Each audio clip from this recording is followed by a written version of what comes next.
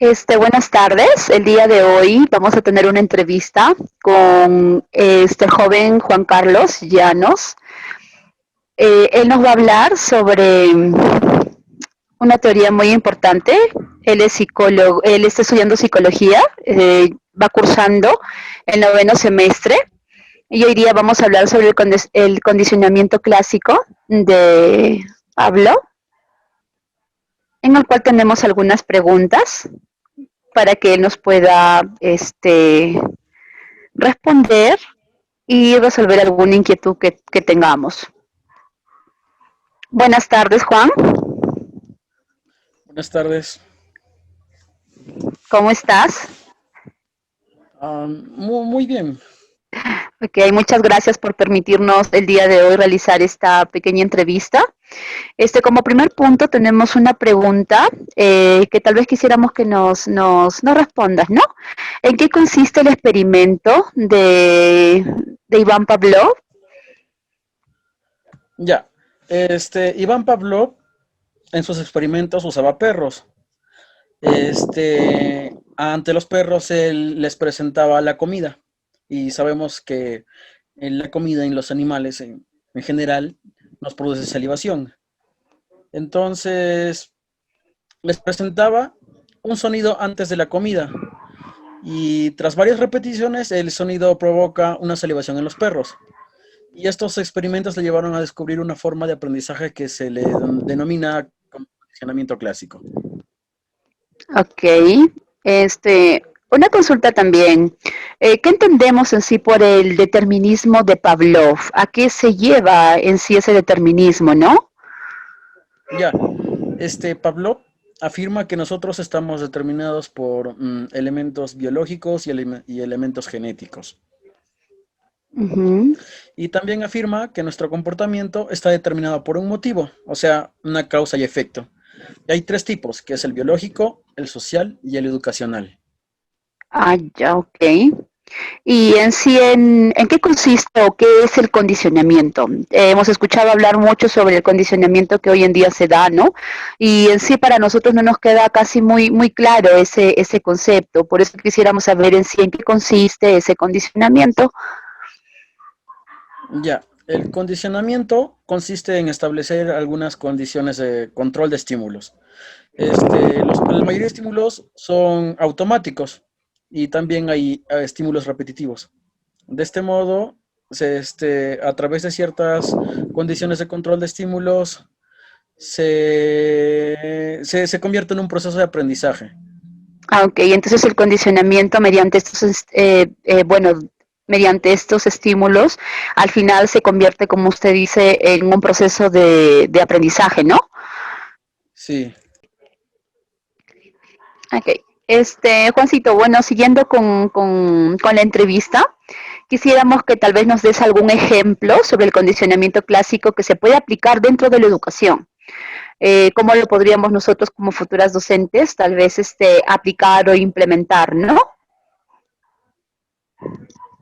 ya. Un ejemplo sería cuando los niños están haciendo demasiado ruido. En eso tú puedes poner la canción de la lechuza y los niños van a asociar eso, van a asociar la canción como que ellos tienen que hacer silencio y posteriormente van a hacer silencio. Ujú. Claro, también podría ser, por ejemplo, mediante este condicionamiento clásico, enseñarle a los niños a tener normas, ¿no? Dentro del aula, por ejemplo, ordenar el material y utilizando una canción. Si repetimos esta canción durante todo el año, pues el niño va a asociar y va a realizar la acción, ¿no? De guardar las cosas. Sí, Ya.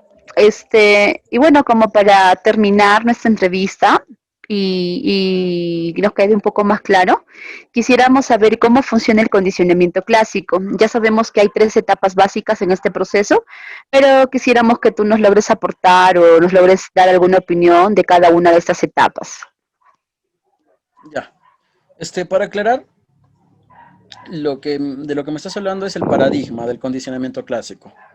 Y este nos afirma que si la mente está expuesta a un estímulo neutral, que viene acompañada por un estímulo condicionado, la mente usa la memoria para asociar el estímulo neutral con el estímulo incondicionado.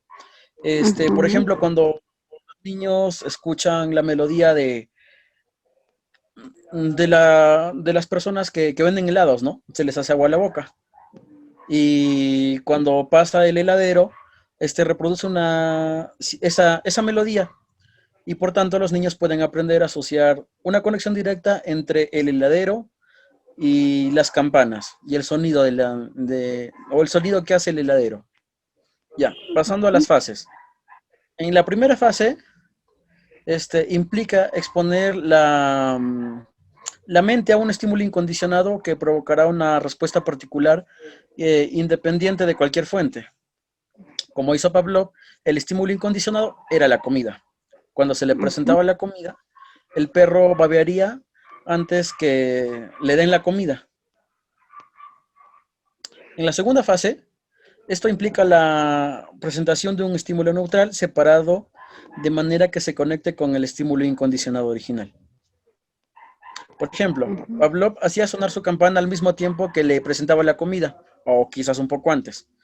Y por lo tanto, el perro al escuchar las campanas, empieza a salivar. Y en la tercera fase, se demuestra la misma respuesta al estímulo neutral nuevo, aunque el estímulo incondicionado inicial no esté presente. Eh, por ejemplo, el perro de Pavlov podría recordar que en el pasado la llegada de la comida estaba acompañada por las campanas, por el sonido que hacía. Y el perro comienza a asociar las campanas o el sonido que suenan con la comida. Y cuando Pavlov tocaba las campanas sin comida, el perro salivaba como si que la comida estuviera ahí. En eso consiste las fases de Pavlov, del paradigma del condicionamiento clásico. Y bueno, como para terminar y culminar la entrevista, a tu criterio personal, ¿crees de que esta teoría ha logrado aportar mucho en lo que viene a ser el aprendizaje? ¿O tal vez a tu criterio personal hay otras teorías que se complementan más? Claro, considero que el condicionamiento clásico es la base para la tío conductual. Eh, Como bien sabemos, Pavlov no era un psicólogo, sino era un fisiólogo. Ujú. Pero tenemos, tenemos a Skinner, que trató de complementar la teoría del condicionamiento clásico con el condicionamiento operante. Trató de explicar algunas cosas que no explicaba el condicionamiento clásico. Ok, Juancito, muchísimas gracias. La verdad, estamos agradecidos por esta entrevista. Nos va a servir de mucho y esperamos que no sea la primera vez ni la última. Más adelante tal vez nos puedas apoyar en algunas inquietudes que nosotros tengamos. Muchas gracias.